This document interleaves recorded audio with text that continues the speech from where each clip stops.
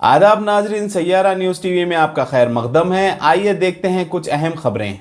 रियासत तेलंगाना के मेदक टाउन में पुलिस की मुबैना जदोकोबी की वजह से एक शख्स की मौत हो गई। बताया गया है कि मेदक से ताल्लुक रखने वाले मोहम्मद अब्दुल खदीर खान, जिन्हें 29 जनवरी को मेदक पुलिस ने 27 जनवरी को हुई रहजनी की वारदात में मुलविस होने की शक की बुनियाद पर गिरफ्तार करते हुए मेदक लॉकर 3 दिन पुलिस की हिरासत में रखते हुए मुबैना तौर पर जदकोब किया था। जुमे को हैदराबाद के गांधी हॉस्पिटल में दौरान इलाज इनकी मौत वाक़ई हो गई।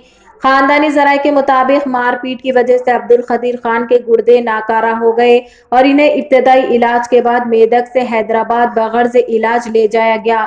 हैदराबाद के रेनोवा हॉस्पिटल में इलाज के बाद गांधी हॉस्पिटल में इन्हें इलाज के लिए दाखिल करवाया गया, लेकिन अब्दुल खदीर खान का इंतकाल हो गया।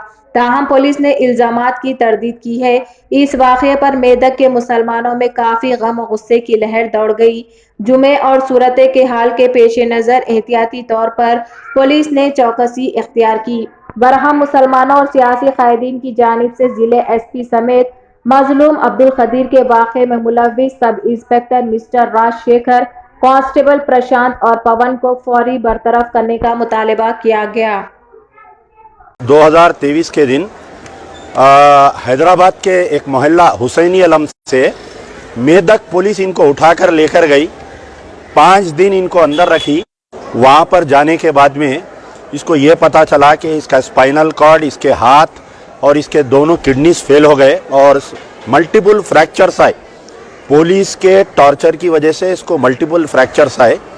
बाद में जब मेरे को मालूम हुआ, मैं KTR साहब को, DG को ट्वीट करा तो इसको लाकर जो है कोई प्राइवेट हॉस्पिटल में इसको एडमिट करे और इसको जो है गांधी हॉस्पिटल में 2 दिन पहले लाए।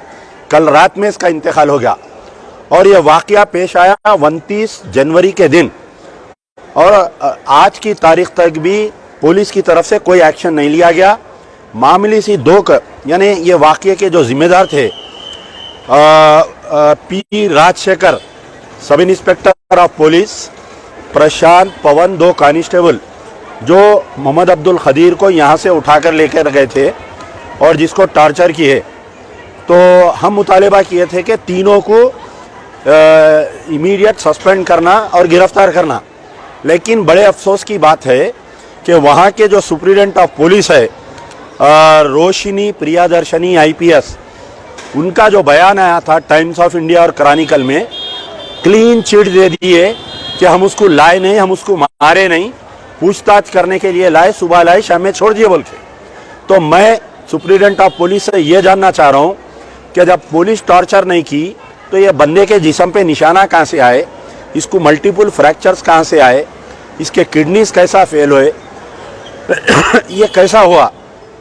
और एक बड़े अफसोस की बात है कि वहाँ के जो TRS के MLA है पद्मा देवेंद्र रेड्डी, ये वाक़या होके आज तकरीबन 10 दिन होने को आ रहा है। अभी तक भी जो है इस मसले पर वो खामोश बैठे हुए हैं। ना तो विक्टिम की फैमिली से मिले, ना तो विक्टिम के घर को गए। तेलंगाना में सबसे सस्ता अगर खून है तो मुसलमानों का खून है। किसको भी कहीं भी लेकर जाओ, मार दो। जब से चीफ मिनिस्टर KCR साहब CM बने हैं और तेलंगाना का हुकूमत संभाले हैं, चाहे वो आलेर का इनकाउंटर रहो, चाहे वो किशनबाग पुलिस फायरिंग रहो, मुसलमानों को चुन चुन के मारा जा रहा है, टॉर्चर किया जा रहा है।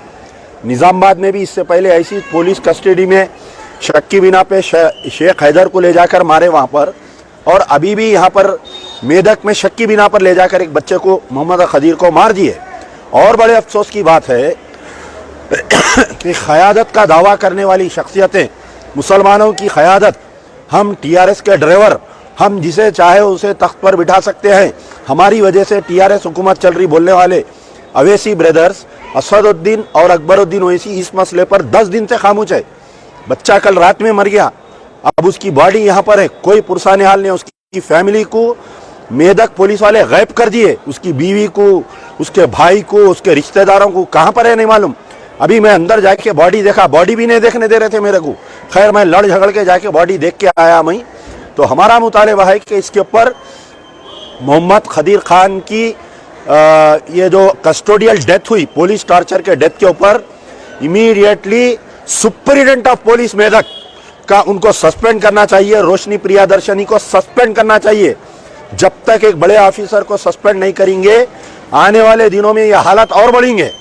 और जो कांस्टेबल और जो एसआई राजशेखर और sub inspector of police Prashant and Pawan dismissal from service, arrest them in under 302 इक़दाम यानी कत्ल के मुकदमे में इनको गिरफ्तार करना चाहिए।